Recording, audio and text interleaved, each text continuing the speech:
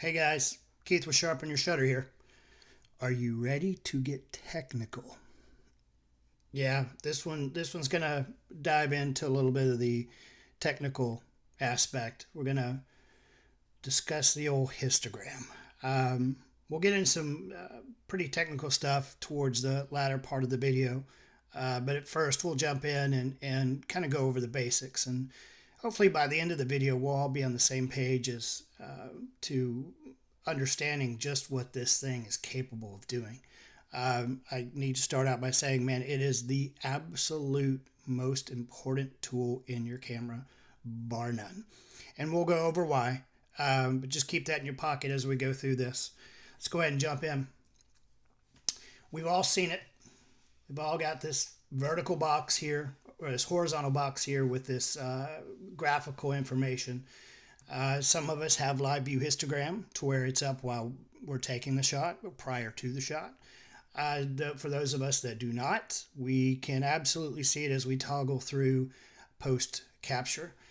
This is a post capture screen, as you guys probably well know. Here's the little processed image of the capture you just grabbed, along with your other information, your shutter speed, aperture, ISO, focal distance, and whatnot. Again, something we're all very, very familiar with. But what just exactly does this little bit of information inside that box mean? Let's go over it. What is this thing telling me, and why is it so important? Well, our camera is recording tonal information. That histogram, the graph within the histogram, is a representation of all the tones that are being captured. Those tones are then converted into color, and that's the final product that we see. But the tones that are collected are from 0, which is solid black, to 255, which is solid white. In between, we've got 254 tones of gray. If you are to count black as a color, you are dealing with 256 tones. In other words, 256 colors. All right. This vertical axis here is a representation of just how many pixels within this graph that you are collecting. Whereas this is a gradient from black to white with your 254 tones of gray in between. Jump right into an image with a histograph with a really good even exposure. I'll point out the different areas within the image so you can get a good idea as to where they're registering within the histogram. So maybe you can understand just exactly what the information in the graph is trying to tell you. We'll start with the far left. See the shadowed area over there in the rocks? That is registering on the far left of the histogram. Remember, far left is black. So all your information from the center to the left is going to start working into your darker tones. You're going to have this gray, and then it's going to get darker and darker and darker until you get to solid black. Opposite on this side. You're going to work from the center out, and it's going to be a gray and get lighter and lighter and lighter until you are at solid white. Here are the darker midtones of the image, and see where they register here on the left of center. Not as dark as what we see in the shadows here, but still darker than the lighter portion of the histogram. Here's your lighter midtones, and there's many more other lighter midtones in this image. Of course, the majority of this sand, probably this through here, some of this cloud tones through here. They're going to register to the right of your histogram, leading up to the brightest point of the image here, which is in the sky. And as you see, it registers on the far right, okay? Keep in mind that this being solid black on the far left end, this being solid white on the far right end, once these pixels, this pixel information touches these sides, your graph starts to crawl up these sides, that pixel information, any pixel information touching this side here will be solid black and will always be solid black. Same here. Any pixel information crawling up this right side, touching this right side, will be registered as solid white pixels and will always be solid white pixels. Here's an example. Same image. I've kept the shutter speed the same because I really liked the motion here that I was getting in the ebb and flow of the water.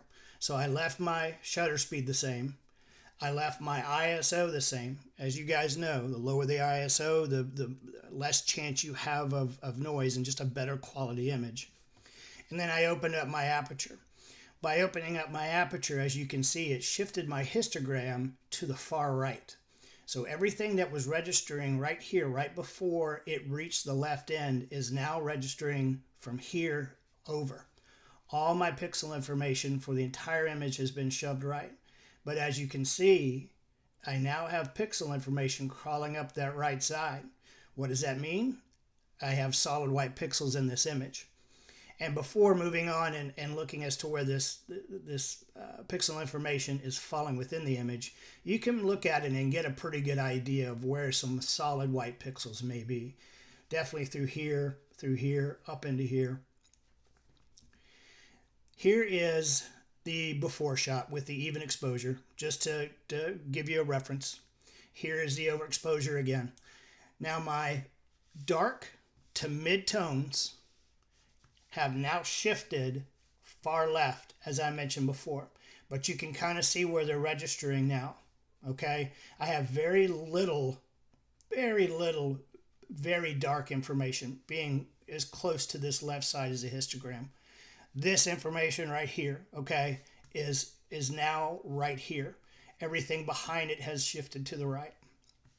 The brightest area of the image, as we discussed, has now just become incredibly bright and is falling right here.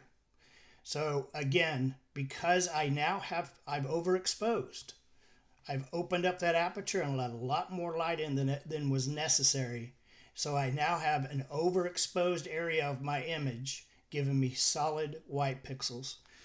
Don't forget, when those pixels become solid white, they will always be solid white. There's nothing you can do to get them back. Here's the same image, kept the same shutter speed, kept the same ISO, but pinched down my aperture a little. Definitely made things darker, giving me a darker exposure, and absolutely shoved my histogram, as you can see, to the left. So all my information, here's the original, okay? Not touching the left, not touching the right. Every pixel within this image is retainable. No underexposure, no overexposure. We go back to the dark image. Again, because I pinched down my aperture, my entire image has become underexposed. And it's expressed right here by the black pixels that I'm now registering within my histogram. We'll work on the other end here. You can see my brighter area to the midtones, the brighter two midtones and the darker midtones have now shifted from, if you can remember, they were right about here and worked their way back to the left. Now everything is shifted way to the left. It's starting here in this box instead of being clear over here. And again, my darker shadowed area, which did retain some detail in it prior with the good exposure because it dropped off before touching this left side, is now registering black pixels because it's crawling up that left side. So underexposed, solid black pixels.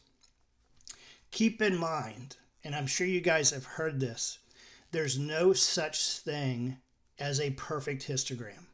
All right, everything that we have in front of us is going to determine how our histogram reads. We've all heard the wives' tale of a perfect histogram is a bell curve. I'll get into that a little later, but that's not the case, okay? It's going to be different each and every time. If you have a lot of dark This isn't a lot of dark compared, it is for this image, but in the good exposure, this is just a small portion of dark compared to everything else that's going on in this histogram. Therefore, you're only going to register those pixels on the darker side of your histogram, towards the left side of your histogram. One more thing, your light meter. Use it. Absolutely use it, just like your highlight warning screen. Use it each and every time. But I've seen it. I've seen it many times while out on tours here in Charleston, where you move that cursor to the middle of your light meter, and then you take the shot, and then you go to look at the histogram information for that image, and you've got an overexposure or an underexposure. So, as good as those tools are, and they should be used, make sure each and every time you're either using your histogram. If you've got live view, use it while you're shooting, man. Just use it. I swear to you, it will change the way you shoot. If you do not, check it after each and every image and make your adjustments per the histogram, not per your light meter or your highlight warning screen, okay? So what have we gone over so far? Histogram is the most important tool in your camera. I cannot express this enough. It will change the way that you shoot, I promise you, and it will take a beautiful image and make it extraordinary, especially when you get into post processing. You'll really see the differences. Regardless of what your camera's light meter is showing you, histogram is the most precise reading. Exactly what we just went over. Again, use your light meter and use your highlight warning screen. Those tools are there to be used, and they are crucial, and can guide you into getting that perfect exposure. But to get a true representation of what the exposure is for your image, that histogram is going to be the most precise reading that you have. No such thing as a perfect histogram. Again, it's all dependent on what you have in front of you. Again, if you've got a lot of light information in front of you, more than dark, then you're going to see it register more towards the right-hand side of your histogram. It all depends on your exposure, too. Your subject matter and your exposure is going to determine where your histogram falls, and we'll go over that. And then lastly, but definitely not the least of importance, is your pixel information. If you have anything touching either side, crawling up either side, those pixels have now lost detail and will always be either solid white or solid black. Some of us like to have the shadowed areas really dark in certain scenes, just depending on what you got in front of you. To record solid black is okay, as long as it's not washing over the entire image, unless that's just what you want. Keep in mind, photography is art. Art is from the heart, and there is no right or wrong.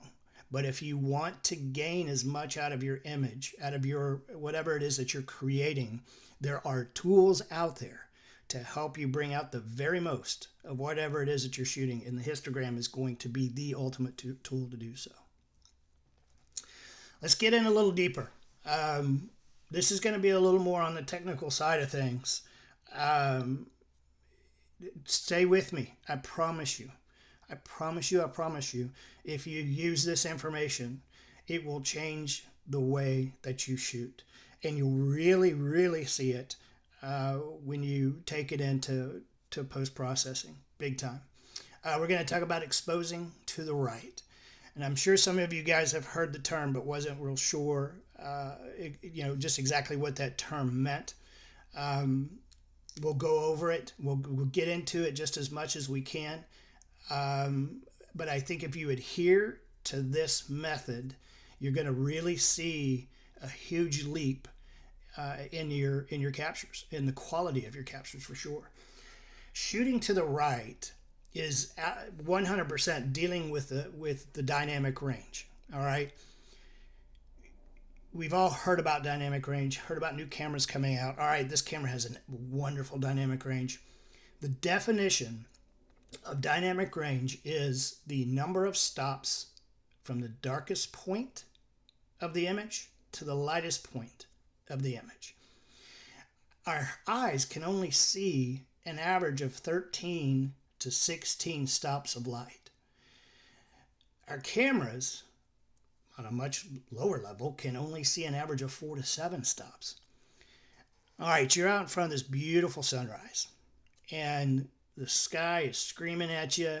You've got, much like the image from Folly I showed you, you've got some subject matter in front of you that's giving you some really dark shadows, but your eyes are able to see it all at the same time. Our cameras can't do that.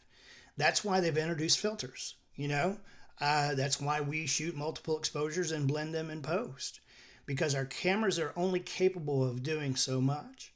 But because they are, you need to use the tools that have been implemented to pull out just as much as you can.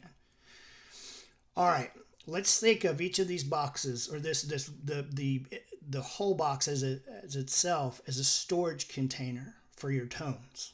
Okay, each vertical box that you have, those lines aren't just for, say, a ruler to show you here's center, here's 1/4, here's 3/4.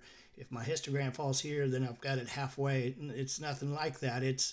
These boxes actually represent space in which your tones will be collected. All right, every one of them from left to right. Let's give them each a number. Maybe make things a little easier. Far right, we've got box number 1. We have box number 2, number 3, and number 4. Now, to take all 256 tones that register from here to here and divide them into 4, some cameras have 5 vertical boxes on their histogram, others have 3. But to divide, take 256 divided by 4, that's not the case. It's not evenly applied by no stretch. We'll go over that right now. Regardless of your camera, and regardless of how many vertical bars you have within your histogram, each and every time, half of all tones, half of all 256 are going to be collected here. All right? Box number 2, only half as many as box number 1. And you can see the difference here. Half of all tones, 128. That's half of all 256 will be collected here. Only 64 in box number 2. Half as many, box number 3, half as many as box number 2. So only 32 tones out of 256 can be collected within this range.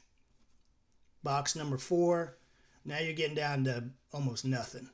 All right, only 16 of all 256. That means you're leaving 200. Means right here you're leaving 240 tones on the table. 240 colors. All right. Here it is again. 128, which is half of all 256, reside in here. Okay. All 128 of 256 reside in here, regardless of the camera and regardless of the histogram on the camera. Each and every time the box on the far right, the brighter end of the histogram, is going to contain half of all tones collected in the image. If I have my histogram, if majority of it is falling within these two boxes here, say I get all of my histogram. I've shot a really bright exposure and I've got some brighter tonal information in front of me, and all my histogram falls within these two boxes. I have collected 192 of all 256 colors available for me to capture. All right? So that means I'm leaving only very, very few on the table. If I stay down here, what happens? Let me jump back a little. The image on the back of the camera can be so deceiving. And especially with us living in a world of, getting immediate results, we get out there and we're shooting, and man, we want immediate results. And in a lot of cases, the immediate result that you get while out in the field is that little representation that you have on the back of your camera. That thing is so deceiving, guys. It is so deceiving. Keep in mind, that's a processed image. It has to go through some kind of algorithm, some kind of processing in the camera to be displayed on the back of that screen. So number one, it's not a true 100% true representation of what you just captured. It's a good representation, don't get me wrong. But then you might even have the screen calibrated funky or something. You just don't know. In a perfect world, and I know this is going to sound a little insane, but in a perfect world, we would not have an image on the back of our camera, because there's so much deception in that image, and it gets us to make adjustments that we really shouldn't be making. With that being said, and because in most cases, to stay away from the brighter end of the histogram, we have a tendency to want to push our exposure to this left end, giving us a little more contrast, maybe pulling out a little more color because it doesn't look as so washed out because we're staying away from the brighter tones. But look what you're getting. Man, if you push it down just because it looks better in camera, you push your histogram to these two boxes on the left, look what you're getting. 48. You're only getting 48 of all 256 tones. That's it. So when you go into post-processing and you're like, oh, well, that is a little too dark, I need to open it up a little bit. And you either move your exposure slider or brightness or whatever it is that you use to pull to make that image a little lighter and to get some more detail out of there. Guess what's going to fill in between 48 and 256 tones because it wasn't recorded at the time the image was captured? Noise. There has to be some information to fill in the void. And the only thing that the computer or the software together are going to be able to do is fill it in with noise. Have you ever noticed that if you take a dark image and try to make it lighter, it is it gets noisy quick, really quick. And it can look pretty damaging pretty quickly. Whereas if you take a brighter image and make it darker, you hardly see any distortion whatsoever until it just gets so dark that you can't see the image anymore. This is why, because you're dealing with a ton more tonal information than if your tones are hanging out in these two boxes. Does that make sense? So with that being said, keep in mind the right half, just like we discussed, these are grays, all in between. Say it's just solid gray here, but this way you're working towards white. So all of this is going to get brighter, right, as you work towards the right. Very opposite of this side. Solid gray, it's going to get darker until you get over here to where it's black. Again, when our image isn't aesthetically pleasing on the back of the camera, this happens to be a tendency here to where we want the information to hang out. Man, we just don't want it.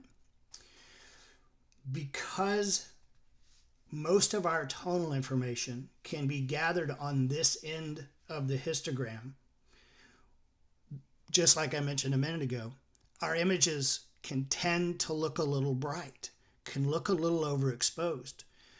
But again, go to that histogram. If that histogram isn't touching that right side, you're not gathering one single white pixel. And every pixel that you've collected is retainable and usable in post. You haven't lost it. It hasn't been damaged. It hasn't been distorted. It's not something it's not supposed to be. It's all there, and you've got a lot of it because you're putting your information into much bigger containers, okay? Here's an example. I know you guys are looking at this and thinking, my gosh, this thing is completely washed out, right? This is what we have a tendency to back off from while we're shooting. We want to adjust our exposure to where it gets a little darker. We start seeing some contrast between the darks and the lights. Colors start to pop a little bit. But man, I'm telling you, you're creating damage within your image, and you're not giving it the oomph that it needs. As you can see in this histogram, most of my information has been collected within these two right boxes, right? So what I've done, even though it looks washed out, I have exposed bright intentionally, on purpose, because I knew that I needed to take this information and shove it as far to the right as I could. If you see this gap right here, I even had a little more space to go a little brighter, and it would have even looked more washed out than this. But as long as that information isn't crawling up that right side, every pixel in there is good to go, and not one single overexposure. So because I've gathered most of my tonal information in these two boxes, the far right towards the brighter end, giving me this washed out look, guess what? I've collected 192 of 256. Again, leaving very, very few on the table. All right? Remember, tones represents colors. And if you have 256 colors available for you to include in your capture, you want to grab as many as you can, right? Each time. This is how you do it. Don't be worried about what it looks like in the camera. Refer back to your histogram. Make sure that you're not overexposing. Same over here. If this happened to stretch out all the way from left to right, make sure you're not climbing up the left too, all right? But like I mentioned earlier, if you want to include a little black in your shadows, sometimes it works. And maybe sometimes you just want it there. Go for it. But when you start climbing up this right side, they're gone. That being said, keep this information as far to the right as you possibly can. Here's the same image with an adjustment, much like what we probably would have done in camera to get that little representation on the back of our camera to be a little more aesthetically pleasing to our eye in the field. All right, you can see a little more color. The contrast is greater. It just doesn't look as washed out, right? I agree with you. But guess what? Look what our histogram has done. You see this? I now have no pixel information, no tonal information in the greatest area to capture tonal information in my camera. It's gone. Look here. Only half, pretty much half of what I had in this box is registering now because I shifted the entire thing. Now most of my pixel information is falling here, and I've got quite a bit in here. And if you guys remember, there are very few tones to be captured within these regions here. This is how much, remember, the vertical axis, this is how many pixels I'm gathering. So you can see a large amount because it's reaching to the top, large amount in a box with a small amount of space, okay? Huge shift in quality. What's going to happen, if you were to hang out in these two boxes over here, even where I am, in post, you're going to start seeing banding, posterization, where the colors don't blend as well.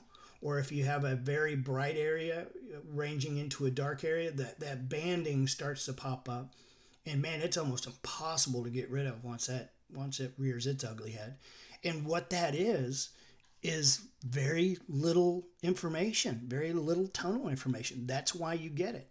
If you keep it hanging out over here, you're not going to run into those issues. Noise, a whole lot less noise. And your color, just your overall color is going to be better because you're grabbing the majority of the tonal information, okay? 96. Only 96 of all 256 tones. All 256 tones in this space, I've only grabbed 96. I've got a little more because I've fallen in this 32 range, but very, very little. Maybe another 18 or so. But nowhere near where I was with the image that was brighter and a little washed out looking, but not overexposed, okay? Here it is, 192 192 of the 256 now reside in this image. I'll go back to this one.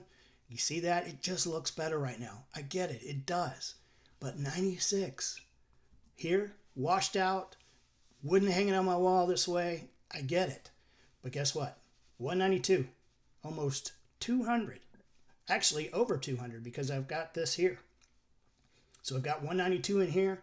Then I have this information in here, this 64 in here. So I've got another, I don't know, 40 or so. So I'm well over 200, okay? So how we're going to pull it out is in post. For you guys that are familiar with Photoshop, you realize that this is Adobe Photo Raw.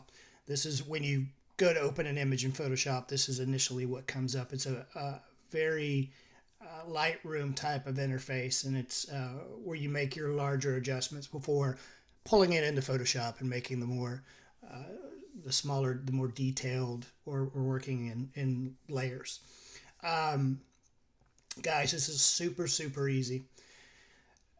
To get it to how we probably wanted it to look out in the field, to where we're not so nervous about what we've captured. Again, remember, no pixels slammed up against that right side. Man, you're good. I promise you, you're good. But to get it to where we want it to look, or we want our final product to look, we grab as much tonal information as we can, as we've discussed, and then you bring it into post, and then you make the adjustments. Then you get it to where it looks soothing to the eye and the way that you specifically want it to look. It is so easy. We're going to get, well, first and foremost, look at the tonal information. Still the same thing, same histogram, but all of our tonal information is stacked up here towards the right. This highlight warning, clipping warning would be on if we had any white pixels at all. And even though it comes awfully close down here in that bottom corner, we have none. Same with the blacks, the shadow clipping. As you can see, we're well away from that. So basically what we're going to do is make the adjustments, get this image to where it is aesthetically pleasing to us, but dealing with the same large amount of tones that we've already captured. If we were to make our adjustment, well, let's go ahead and do it. I'm going to grab the exposure slider here. I'm going to bring it down to probably what would have been a little easier on the eyes, you know, in camera, on the back of the camera after the shot was taken. You see what's happened up here? See how that information has moved? It's moving into the regions that will bring us a darker shade of tone, but we're carrying the same tonal information with us. We're not losing any detail. We're not losing any color. We're not going to experience banding. We're not going to have any noise. We are simply carrying this large amount of tonal information with us while achieving the look that we want. So I've adjusted the exposure. Give it a little pop of contrast. Nothing crazy. Clarity is a good one to use when you've got a contrast to really get things to start to pop. Maybe come down on the whites just a smidge. Now I'm not going to go into any crazy post-processing on this, but you get the idea. See how it looks? This is what we captured in the field. Crazy washed out looking. Again, wouldn't hang it on my wall, but the histogram is beautiful. We jump into post, make a few adjustments. Man, it's starting to look really good, and we've got a huge amount of information. Now, you heard me earlier mention the whole bell curve thing. You know, it's hard to achieve a bell curve if you're exposing to the right and acquiring as much tonal information as you can. If you're exposing to the right, most of your tonal information hopefully is going to be on the right end. So how can a bell curve be the best histogram? In the field, it's just not. Sometimes, if you have the kind of information in front of you, the subject matter in front of you that's going to register the histogram within that shape, then it just is what it is. You've pushed it as far right as you can, but you're still ending up with that bell curve. That's okay. But if you just see a bell curve and cut short there and say, hey, that's a good histogram, push. push it further, make it brighter, open the exposure, whatever you got to do to push that histogram to the right. And then if you end up with a very bell-shaped curve in post, that's okay, because you're dealing with a large amount of information. You've just taken this large amount of information and pushed it into these regions, okay? Not losing any detail, not losing any color, no banding, no noise, no nothing. You're getting it to where it looks like you wanted it to look, but you've used a whole lot of data, information, tonal information, color information to get it there, okay? Super, super easy. Train yourself, and it may take some time to do so, train yourself to where you're not relying on that little process image on the back of your camera. You know, look at it each and every time, sure. Even zoom in on it, make sure you're focused, that kind of thing. But don't use it as your last reference point for your exposure. Go back to that histogram every single time. It's not going to fail you. It just will not. The highlight warning screen will, and your light meter will. Now, I'm not going to say it fails you every time, because it just doesn't, but it will fail on you if you just rely on those. So go to your histogram. That is a no-fail situation. That is going to be the most precise tool that you have, okay?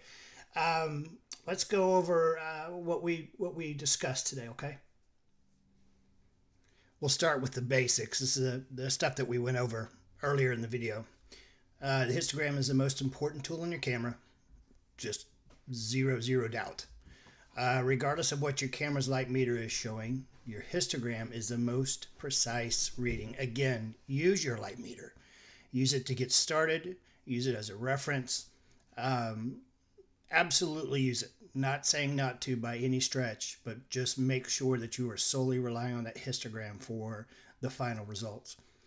There's no such thing as a perfect histogram. Again, we talked about this earlier. No such thing, because all histograms vary due to the information that's recorded is dependent on the subject matter. Say you're shooting a beach scene and it's very cloudy.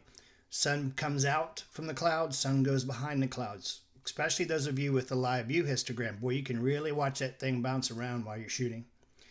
And then lastly, all pixels recorded as either black and white will always be black or white. Pretty simple.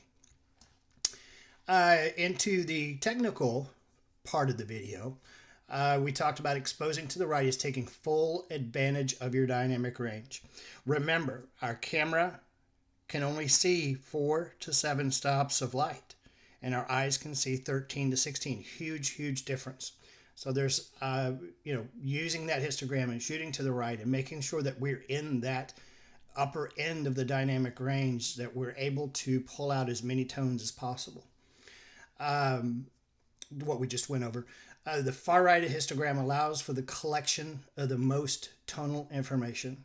Again, pretty simple, pretty much explained shooting to the right, but you guys saw the differences. Huge differences. I know it's going to take some getting used to, but man, it's just better. I promise you. The bell-shaped curve theory. As we discussed, bell-shaped curve, kind of hard to obtain when you're shoving all that tonal information to the right of your histogram. To obtain a bell-shaped curve in post, after you've made your adjustments in post, that's pretty normal. And will probably happen more times than not. But grab all that information first and then make your adjustments. Then you might just very well end up with a bell-shaped curve in your histogram. You saw it in the image, guys. Bright. Very. It's something you just wouldn't take and have printed and give to someone or hang on your wall. Just make sure that you are not judging your final shot by the image on the back of your camera.